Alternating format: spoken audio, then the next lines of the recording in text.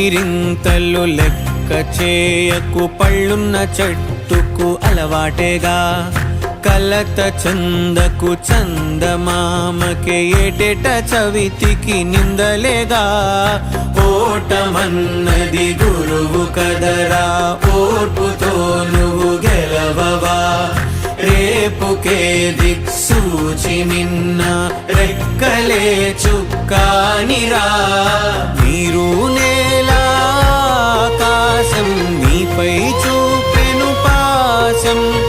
దారే తప్పిన పాదాలు గాడిన పడితే సంతోషం.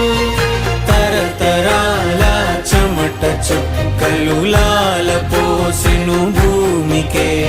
బాధ్యతగా కొనసాగినాదో నైవేద్యమేగా స్వామికే.